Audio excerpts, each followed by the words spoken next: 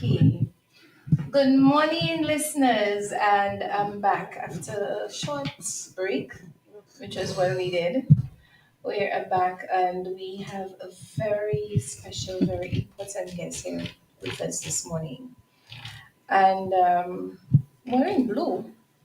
She's a cross between blue and green, and we're going to talk about so many things this morning, but part of it would be autism. And blue is the color for autism. And as somebody who has very special interest and very fond of children with special abilities, of course, representing. So she is a cross between her blue and her green, and she's going to tell you why this morning. So our special guest is no other than Mistress Melka Daniel, who is the special education principal of the Viewfort Center. But I will allow her to introduce herself and also our topic this morning. So over to you, Okay. Mistress Daniel. Good morning. Good morning, listeners. Good morning, Miss Bodime. Thank you very much for having me on your program this morning. I just want to say good morning to everyone who's listening, everyone, especially at the Viewfort Special Education Center. I know my staff is out there and I know they're listening, they're tuned in. Also, want to say a special good morning to our special needs community. Lovely to be here, lovely to represent you this morning, and I hope that we can do a fabulous job in doing so. So, yes, I am Mrs. Danielle, and definitely I'm the principal of the Viewfort Special Education Center. I have been the principal now for almost 4 years, but I have taught at the center for over 20 years. So, with much experience, I think I have been in almost every department. I have taught almost every child with a particular disability or special need at the center. So, I believe that I know a little bit of a lot. And so just want to share with you as much as we can in the hour that we have about special education and in particular autism. Yes, I'd like to say thank you to Miss Bodemet for wearing her blue and proudly Yes.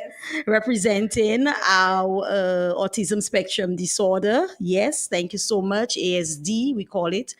And also, it's about light it up blue. Okay, so the blue really signifies the peace and the calmness that one would love to be associated when you relate to someone with autism. Okay, and my green, that cross is really, I do have my blue pin, so I'm still representing ASD, but also tomorrow we move into the 1st of May. And I know many schools will be observing Reading Month. I know it's Reading Month in St. Lucia.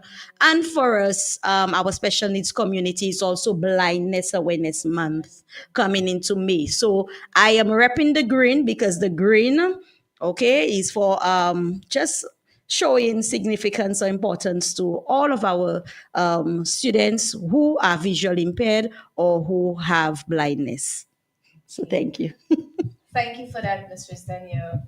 And of course, again, I will thank you for being here. And let me tell you, folks, I have been asking her to come. So finally, she's here with us. Thank you so much. So, you're going to tell us a little about your school, what your school offers, the age in which you accept the students, the process. Because many a times, and what you do. People, if you follow social media, the special education center in Viewport, you would have noticed so much is happening with them, and I'm so very proud of them because. And so far, I am coming for you. So please know that I appreciate both schools. I totally appreciate special education because I was a special education teacher for years at the primary school. And Mrs. Daniel can attest Yeah. to me working very hard to get some students to her school. We are here particularly people because we know the stigma attached to special education, and this is why having Mistress Daniel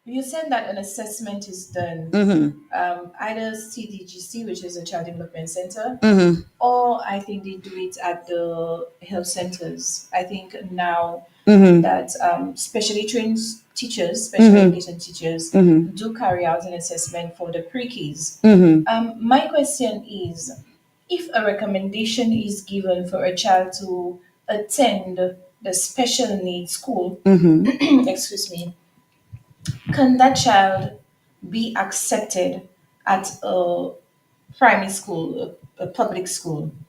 Is it mandatory that the child goes to the special education school, or a parent can make a decision that as they wish? Okay, well, we need to understand that it's not mandatory. It's not compulsory. It is a recommendation that the agency provides to the parent, okay, for that child. And they try their best to work within looking at the assessments, carrying out whatever that needs to be done, that they look towards the best recommendation. And sometimes that recommendation, like you suggested earlier, can be a special education school. Okay, but still, it is not mandatory. It is a recommendation. So the parent has the final say in stating whether or not they agree with the recommendation. All right. Now, sometimes you have parents who do not agree with the recommendation or do not accept the recommendation. And so they've decided that we're going to enroll our child at a mainstream school. Okay. So one of the infant or primary schools. Okay.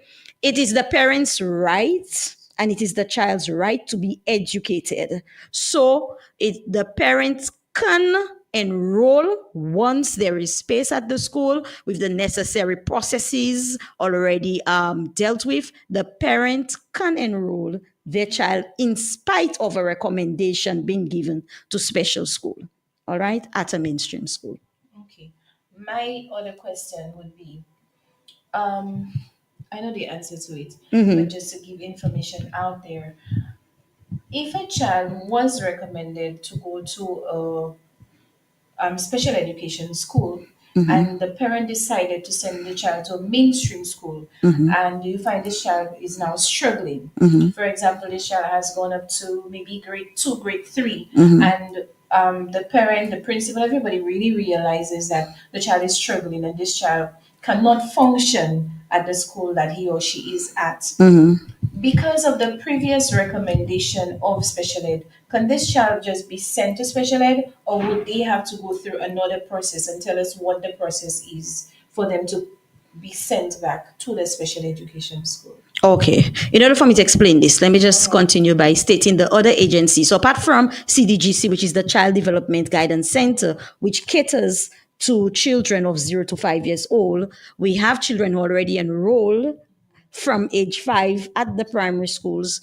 And so it's usually the teachers or even the parents too, or if the child has to go to the health center or the hospital and a particular doctor, realizes a particular red flag, all right, then the child is has to go through the process via the schooling. And usually in fact, in most of the schools in St. Lucia, we do have a special education teacher. We do have a SEN teacher. And that SEN teacher is supposed to provide support and also help that child in terms of accessing the best suitable possible education, right? So that teacher now would contact the principal and also the special education unit of the Ministry of Education.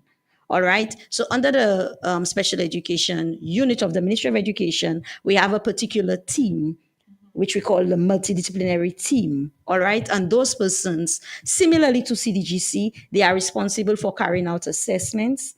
However, with CDGC, we have more therapy-based kind of exercises and what have you going on there to help support our students.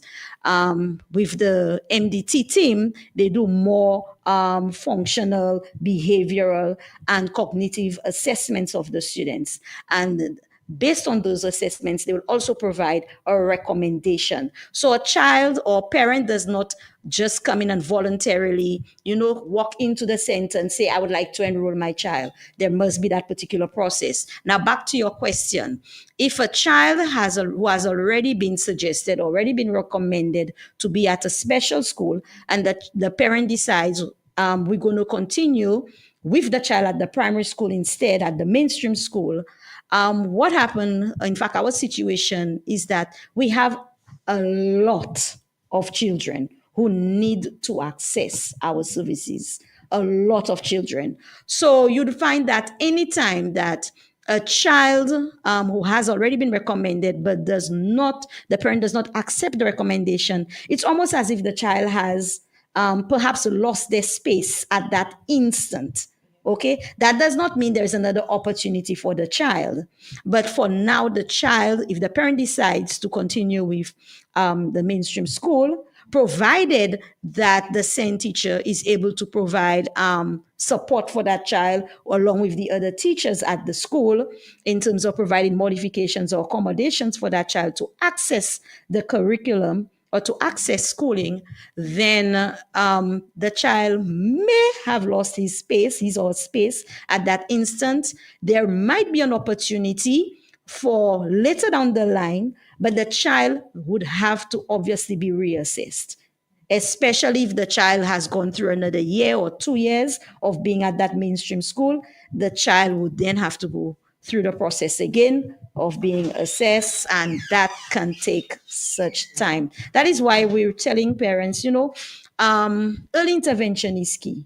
So as soon as you find out that that there's a recommendation for special school, it is best to act upon it immediately. Okay, because we don't want our children losing that space and then now going to school, mainstream school, and they're lagging behind even more. Okay. So thank you so much for that. And um, it is sad that sometimes parents believe that my children are targeted. Oh yeah. The school does not want my child there. That is why they feel they can send my child to a special education school. Um, do you what would you say to parents out there who feels that their child can function at any school? Because like you said, yes, there is a send teacher at the school, but because of, I guess, the number of the children at the mainstream schools, even the training of the teachers and so on, a child with special needs, extensive special needs, because sometimes a SEN teacher works with children who are a bit slow, lower than the grade level. But we have some extreme cases where children really need the specialized Yeah. training, schooling, sorry, and they would need to come to the special education school. So speak to that. Speak to parents out there to that, because I feel there is lack of education, lack of knowledge. So parents are really not understanding why they need to send their children sometimes to a specialized school, because it looks like sometimes they act like, it's a reflection on me as a parent. Oh, for people to say I have a child, and all the stigma attached to these schools. So go ahead, Mrs. Danielle. Okay. Well, first of all, we need to understand what special education is about. And I think that is where we lack information in terms of special education. Because a lot of parents, or in fact, not just the parents, I mean, a lot of persons out there, we know that there's a particular stigma that is attached to saying that a child requires a special education program, or a child has been recommended to a special school, and then we know what happens. Okay, these children are often ostracized by the community, by the family, so we know what happens. All right. But we need to understand what special education is. And special education actually is a particular program which offer a number of services. It's specialized services, like you said. So we have various trained professionals who are able to plan programs, modify programs, provide accommodations to meet the various needs of our children. Okay, we also offer individualized instruction. There is the individualized education plan, which is tailored specifically for the child. All right. We also offer smaller classrooms where you have more one to one instruction, okay, occurring in those schools. We also offer a more assistive technology, all right, opportunities for students to better access information and for students to even be better able to regulate him or herself, okay?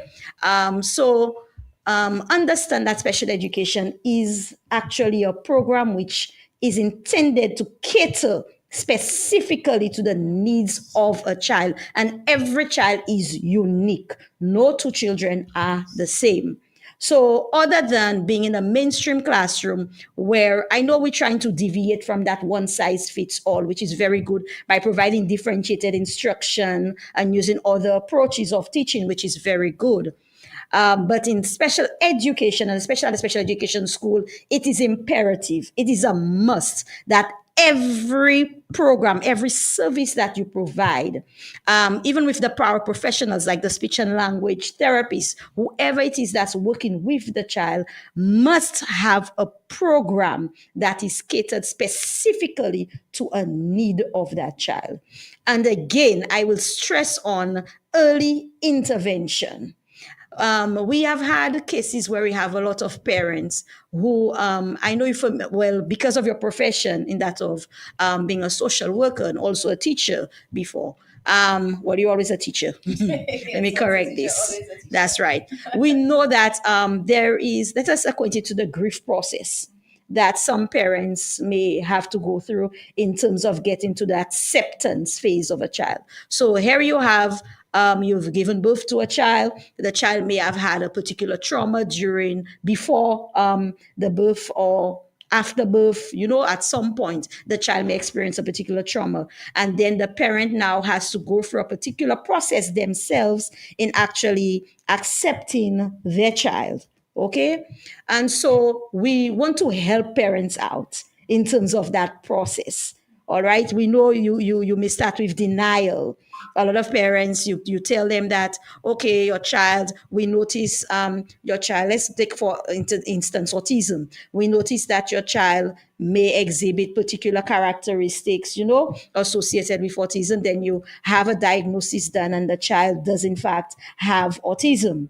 And some parents may say that, oh my goodness, because sometimes the child might be nonverbal and they might fear that what society or the family may say about their child and even themselves too, as to is my fault, in terms of feeling guilt. So we know that parents sometimes have to go through that process. And what the special education program does is to help parents to get to that stage where they can see, like a colleague of mine often says, as gifts.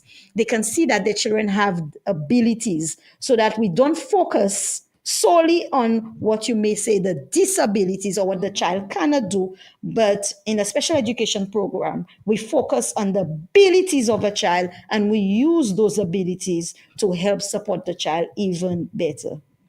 Thank you so much for that.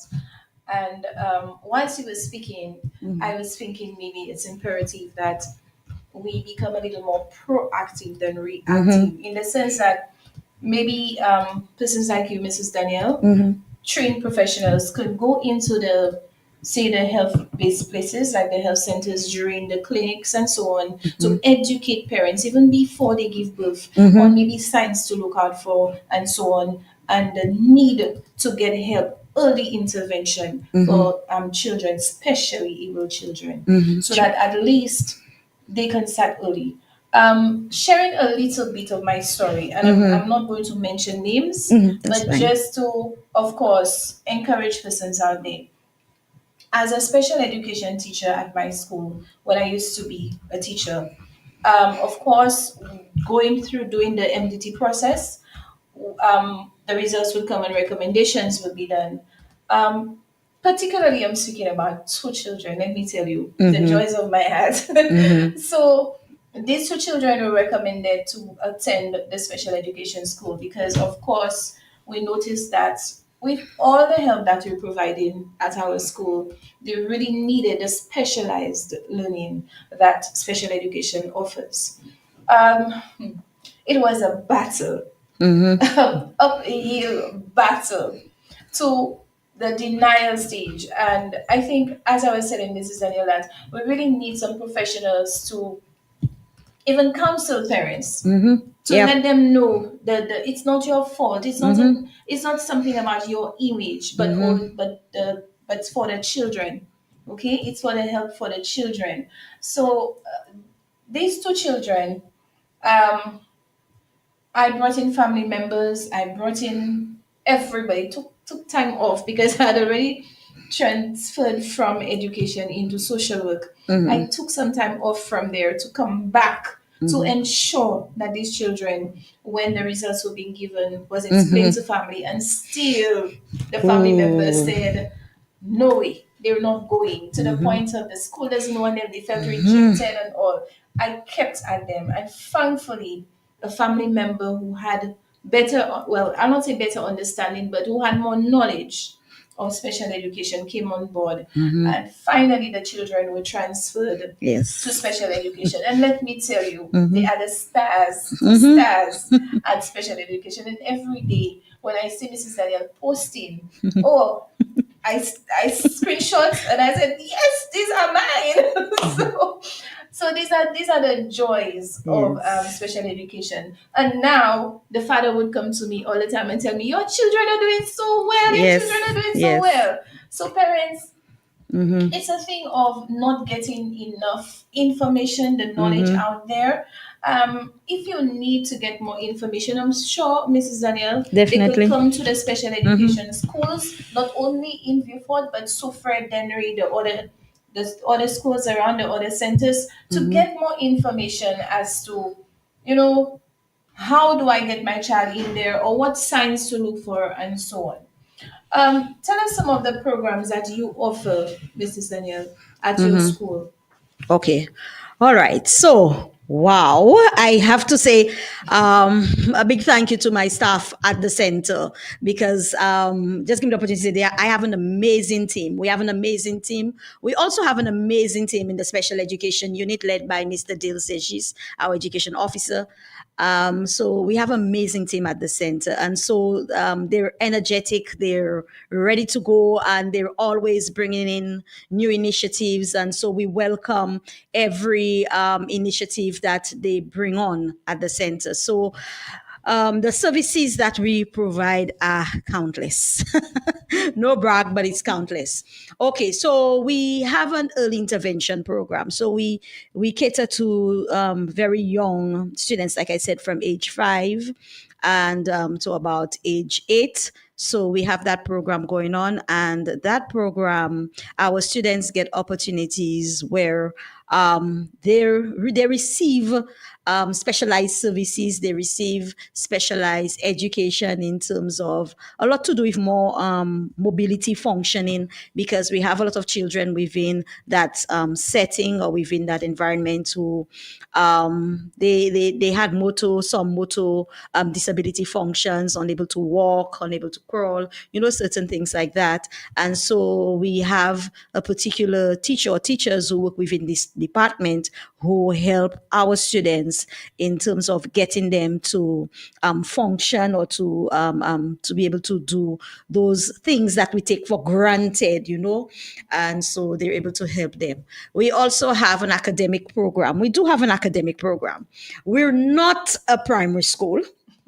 We're not, in fact, we don't even like to call ourselves a school. We like to call ourselves a center. But sometimes we use the term interchangeably, school center, because of the services that we provide. So there is not a concentration or focus on examinations in terms of the national examinations like the CPEA, or even for the older students, CXCs, although we do have students who, when we work through our academic program, students who would be diagnosed with dyslexia, would have reading challenges or difficulties. And so we would work with particular technologies and particular specialization equipment or specialized equipment to get those students at a level where they can actually be reintegrated into the primary schools. So we do, yes. So we do have an intensive academic program which exists.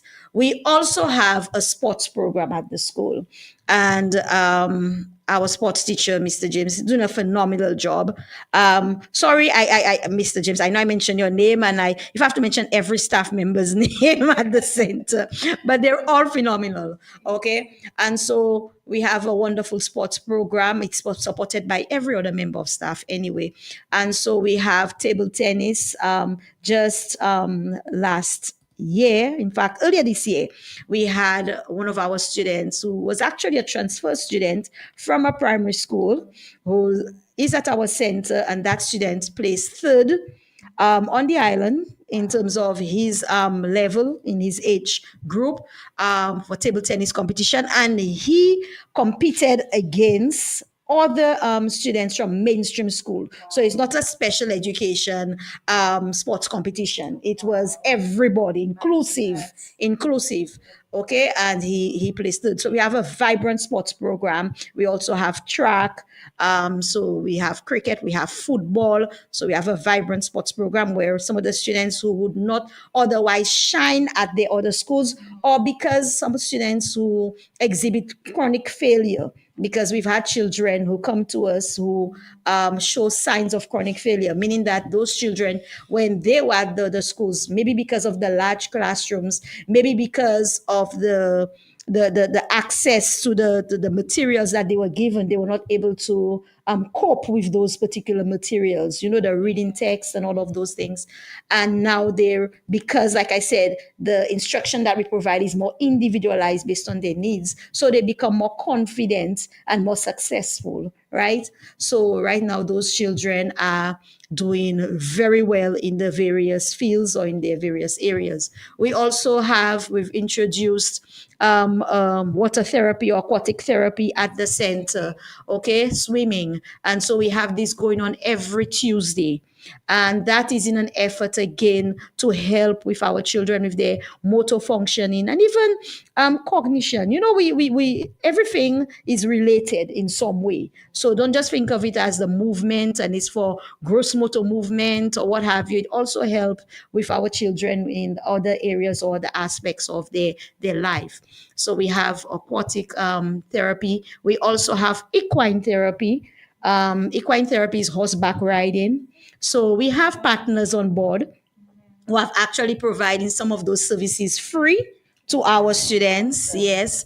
So we thank our partners. And so we have some of our students, especially those who are on the autism spectrum.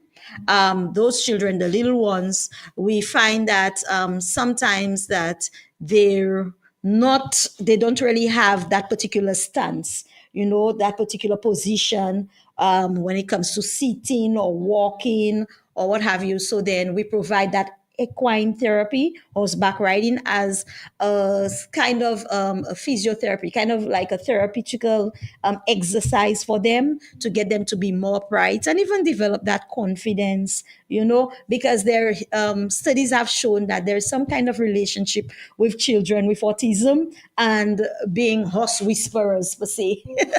Like they're able to relate to horses or to animals. Yes, studies, not me, have shown that. So we offer those kinds of services as well. We also are right now offering NVQ, which is the National Vocational Qualification in Hairdressing. So we have a group of young women, ages 16 and upwards, and these young girls, twice a week, they go to a hair salon. And so again, our partners, we thank you very much.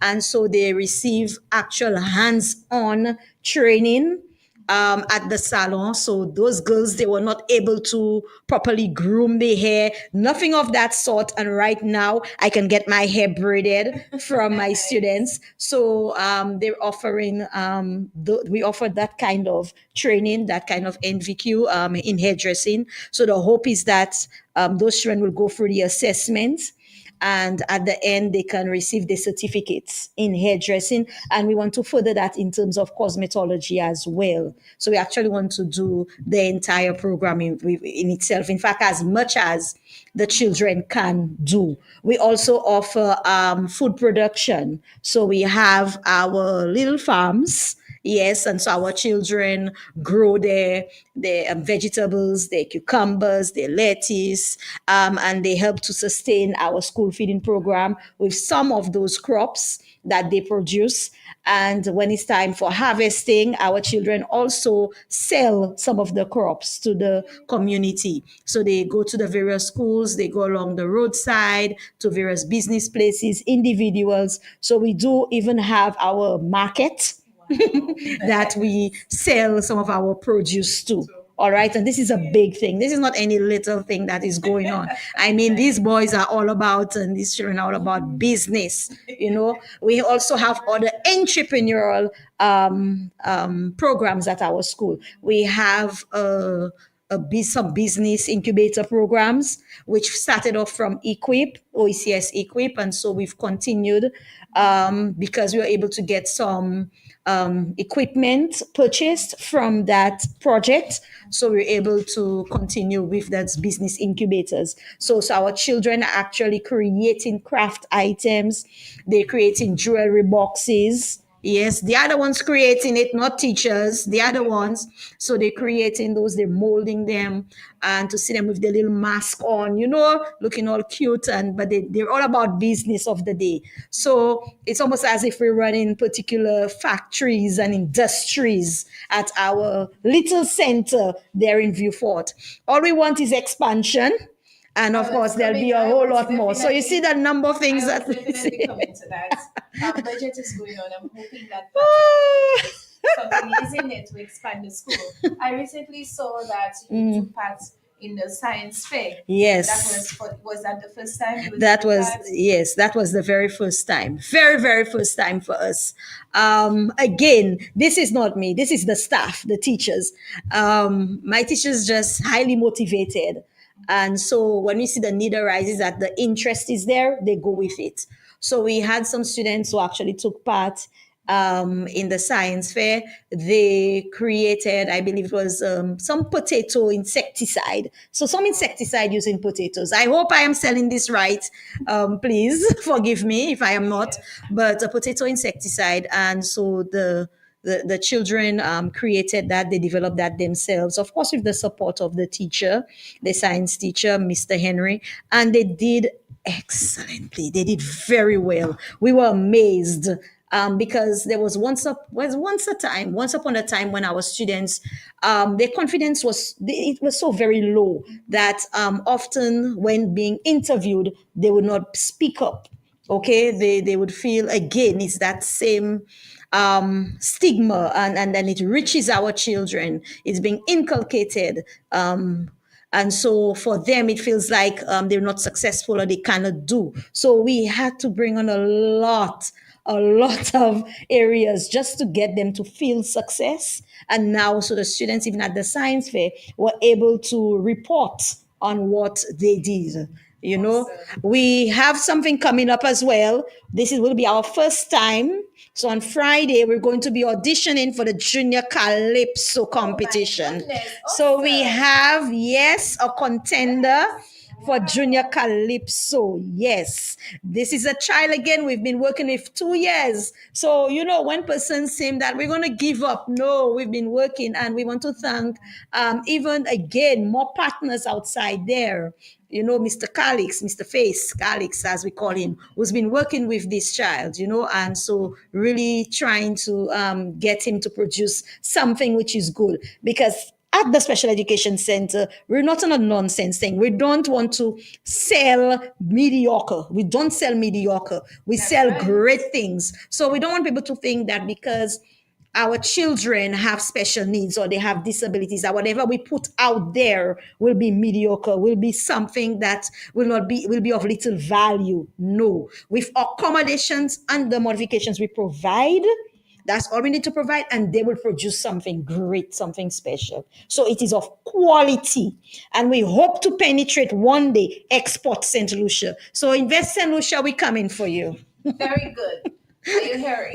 I'm hoping my listeners out there are hearing. So we have Quill Balti Bartholomew. Barthelmy. Yes. Okay, so great job, Mrs. Daniel. Very informative and interesting. We have Lauren Ogis watching. Thank you. So thank you, listeners out there. I'm not indirectly, I am part of special Yes. education, and I'm quite excited because I keep monitoring her post. Mhm. And one of the things that I'm quite impressed with, I saw other students from other schools visiting, Oh and yeah. they were interacting with the children, and you were not really getting that before Mhm. because it was the stigma was so bad that Mhm. it's like special education children were plagued. But Mhm. now I was really happy to see that children from other secondary schools, other schools were actually coming in there. They were welcoming, very nice, Mhm.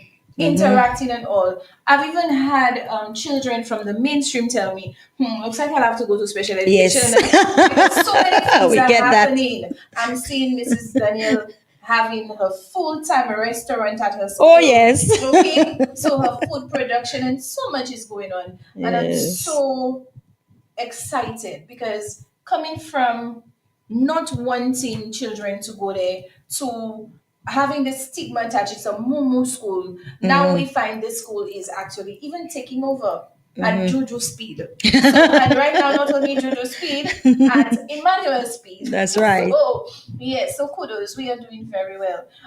Mrs. Daniel, I'm hoping they give us some extra time because I really love this program.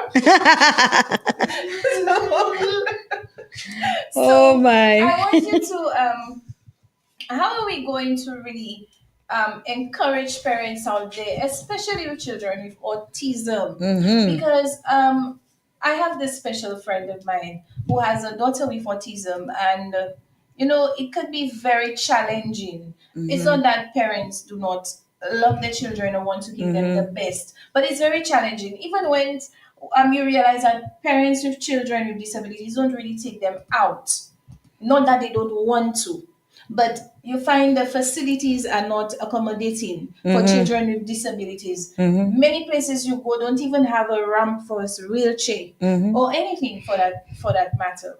So what encouragement can you give? What can you say to parents with autism? What can you say to the public out there about children with disabilities? Okay. Firstly, they are children. Mhm. They are people just like you and just like me. Okay. We have that tendency, and I like what you said earlier about and I'm hoping that these are things of the past. I'm really hoping that these things are not happening right now. Okay. So, public, you're listening. I hope these things are not happening. Where we thought that children with special needs, children with autism, they're plagued. It's like as if they have some kind of leprosy. So we want them far away from us. But I am sure, and like you rightly said, when the other school students come in and they interact, they engage with our students, even when the adults come in, they realize, hey, those are children. They love to play just like other children. Okay, they have their favorite things to do just like other children. So first and foremost, we have to understand that any child with a special need is a child first. All right, so whatever rights that other children are entitled to, they are also entitled to that right. Yes, we have a number of things that are happening which we do not like.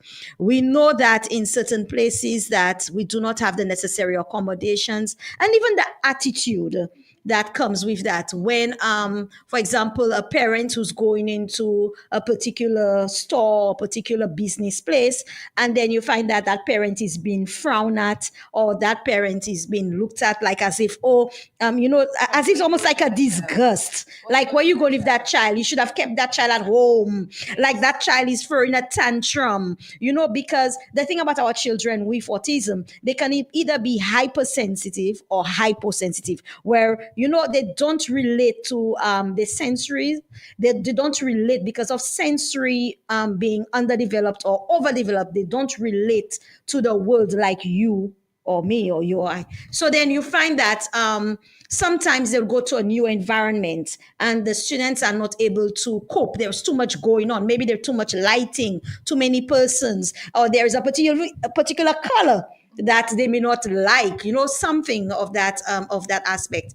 And so the child may have a tantrum, or the child may just have some way of expressing him or herself that is not in accordance, or is not what we say normal, quote unquote.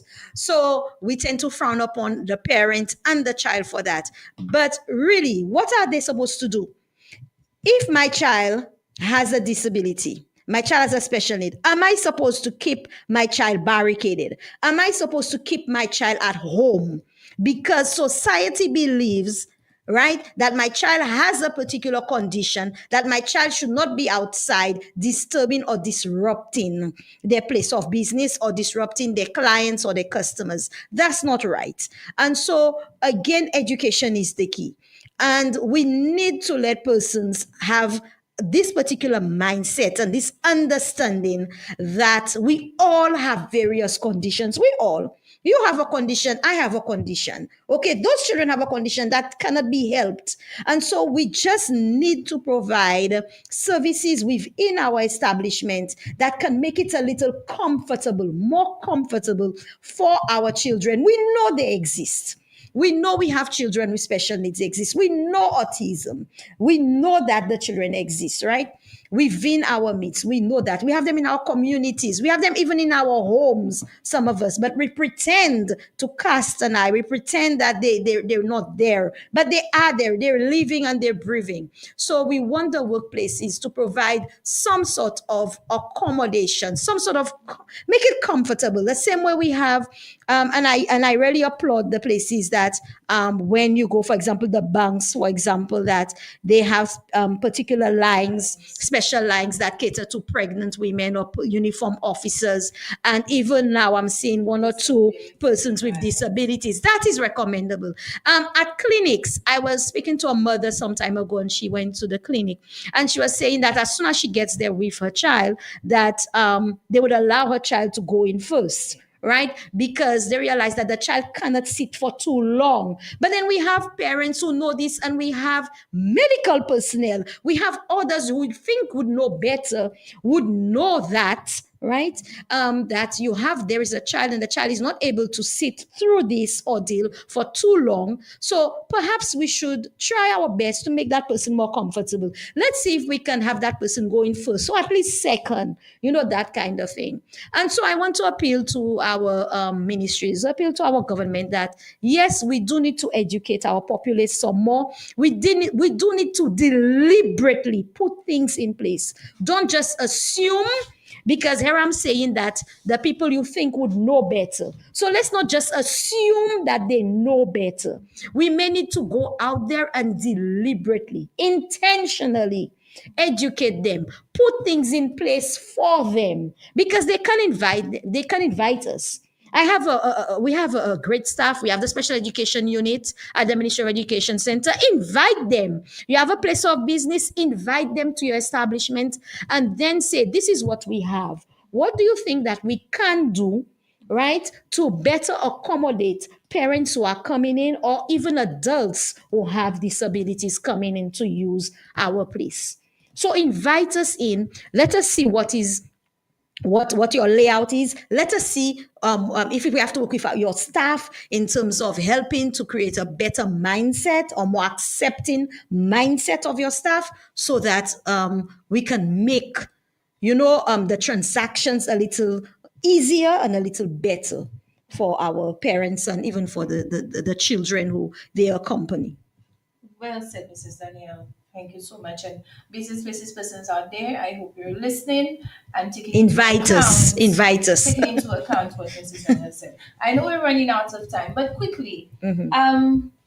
children with autism. I was once speaking to a pediatrician, and she said that autism is on the rise. Mhm. More and more children are being diagnosed with autism, and I think what she said was that one of the contributing factors would be the exposure to screen time, to the Yes. phones and to the tablets Oh. and so on. Can you speak of that, Mrs. Daniel? Okay, well, I can speak of that in many ways, many ways. Let me speak of that in two parts. Let me deal with the fact that we say autism is on the rise, and let me go to the research. I'm going to the research. We cannot say for a fact that based on the research that autism is on the rise when we're dealing with population. Hear me right. So when you're dealing with population, so for example, we cannot say that last year there were 5 people with autism, and this year we have 10 persons with autism, and base that because there is a population increased of persons with autism. It has to do with exposure to diagnosis. So exposure. So probably that 5 more this year would be that 5 that you did not discover last year.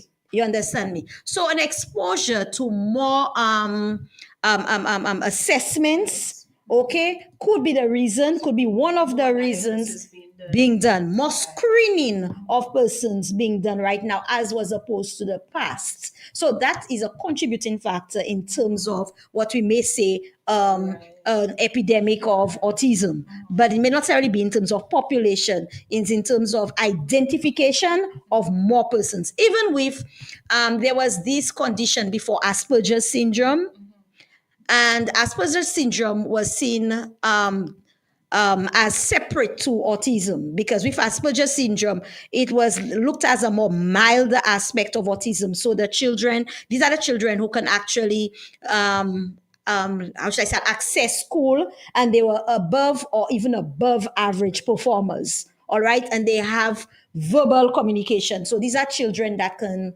speak. Okay, so they have speech. All right, and so now the research has actually included Asperger's syndrome within when you're looking at autism spectrum disorder. So that's another category that is now within that aspect. Also, there were other disabilities in the past that were misdiagnosed, and now persons are now including these as autism spectrum disorders. Okay, so these could be contributing factors to what we're seeing now as an increase on epidemic of autism. Okay, so but not necessarily population, because I don't think many persons are having as many babies as before. So, but you understand what you're saying. More screening and diagnostics being done. In terms of the screen time, referring to devices, right? The phone and the tablets, the laptops. Okay. Again, research, there is some research on what you call virtual autism. Some persons agree, some persons disagree. What we've noticed is that there are lots and lots of babies being exposed. I have to start with the babies to the screen, because from babies, they're already being exposed to the screen. And those children, as they're developing, you know what happens with for development of a child? The child has to be socialized. The child has to be engaged. You have to interact with the child. That's how the child learns speech. The child has to model and copy the adults or other persons around them. Now, if you have the child exposed to the screen for majority of the time, what then is the child modeling? What is then the child copying? What speech sounds is the child copying? Sometimes they're even copying the speech sounds of or articulating what you call the TV speech. You know, they're speaking like the people or the little cartoon characters or whatever that they see. So we have them doing that, right? So we say virtual autism because they exhibit the same or similar characteristics with a child who has been diagnosed with autism in terms of they don't socialize as much in terms of the speech. They don't have that language or communicative aspect where they speak much to you or what have you, or to others in terms of communication. The comprehension is not in terms of two persons, having a conversation and whatnot. And even in terms of behavior, okay, they exhibit, because if it's like the child is he wants to be, you want to discipline the child, give the child a screen, so it's like as if that is being used as the disciplinary tool to keep the child quiet. And so when we use those things, we are denying the children of that developmental opportunity for them to learn speech sounds, social interaction, behavior, and all of those other conditions or other areas that a child who has autism would lack in. So that's why. So I wouldn't. They say virtual autism. Some say not, but I wouldn't say that exactly is autism. It's just that they exhibit the characteristics of a child with Thank you autism. so much for Yeah, that clarification. Okay, so we have our, I know we're running out of time. We have Sylvina Augustine, great program. Marilyn Ogis, great job at explaining the autism issue here. Marilyn Ogis, the devices play a key role in children's speech development. that's right. Again, she says this is why persons are of the belief that autism is on the rise. Thank you so Yes. very much. And I'm thinking Mrs. Ogis is also a special education person. She is trained in special education. She's Yeah. a teacher. So, hi, Mrs. Ogis. Thank you for Hello. listening, being on board, and everybody else who's listening. Lastly, we're on autism. I want to know what support is out there for parents with children with autism. Not enough. Not enough. Just be very blunt and say not enough. Even in Viewfort, we have attempted to open a parent. We have attempted to have a parent support group, and again, that has to be run by the very educators who run the schools. And so it can be. We've been trying to do something like this, and so it's challenging. It's challenging because there's a lot we have to do throughout the day, and then now to try to provide that kind of support, which we do our best, but it is challenging in terms of time, in terms of resources. Not enough support for parents. We also have parents who need training. We have a lot of parents who need training, even in terms of helping their child with who has a disability or has a special need, because it cannot be the instruction, or in fact the support of a child with a special need cannot only be done at the school. It has to be done at home. So we need programs that can actually go or support children at the home or at home. And we don't necessarily have those programs that can actually go to the homes to work with the parents, not to do their business, but to work with the parents, because that is the setting that the child is also familiar with. All right. During the summer, that is where the child is going to be all summer long. So we need programs, we need resources to help those persons. We also need, I know persons might shout out financial resources. I know we have the ministries that are providing some sort of financial assistance or what have you to parents of children with special needs, but we need more access, and we need more timely access of those finances. We also need our clinicians, the persons working in the hospitals and what have you. We need them on board. So we want everybody working together to provide some kind of solution or resolution to how it is that we can help our parents. Again, I'd stress about, even now, we do not have anything in place per se. I don't know of that. So if I am wrong, please correct me. But from the best of my knowledge, we don't have something in place for a parent who has a child with a special need going into a hospital or going to the doctor's office or going to the clinic, that parent can access, or that parent even have a discount in terms of, because it's expensive. Let me tell you, medical expenses, very expensive, very, very, very, very expensive for our parents in terms of the going to the doctors and all of that. Just dealing with things as simple as a flu oh my, that can have detrimental impacts on the finances. So we need some sort of allowances and again some cushioning, some help with our parents. So not enough, we can do better. Okay. I did hear you say that there is a center up in Castries for autism, Yes, a private, yes, private center. one. So Yes. I'm hoping that soon there will be a public center in Viewport. Mhm. We would definitely need to have a part two of this program because, of course, the comments are coming in. Junior Shari, um, thank you, well said. John Janelle Charles, Marilyn Ogis, and so many others. I am out of time, so we have to go. Thank you Yes. so very much for You're listening, welcome. for all your comments, for your support. Mistress Daniel, I must say, you did an excellent job, as I expected. Very excellent job at presenting. And thank you so very much. And definitely, I will need a part two to come back here to speak about special education, our special needs, and how we can help. Because we need more advocacy. That's right. We need the knowledge out there because a lot of stuff is happening because of lack of knowledge. So of course, if we educate, we put it out there, many persons will learn from it. And I'm hoping that this program has touched many persons and especially parents who have children with special needs and they are in denial. So I'm letting you know that we have a great staff, not only in Viewport, but so far I'm going to bring Mrs. Regis here to speak about her school, of course. Yes. So you know that you have support out there. You're Mhm. not doing it alone. That's right. And kudos to all the parents who are doing a great job. Parents. Parents. Kudos to Parents. you. You're doing a Especially if great you job. fought. Thank you. Definitely, parents. And to a very good friend of mine, kudos to you. You know who you are. You have a daughter with autism, and you're an awesome mother. That's I right. must say. I will not mention your name. I did ask your permission. So you're an awesome mother. You know Mhm. yourself at Niku. And of course, you're doing a great job. So, everybody, thank you so very much again. Anything you wish to say before we end, Mrs. Daniel? Well, why do we say it takes a village to raise a child? It takes right. all of us. And so remember, our children are gifts, and let us appreciate them.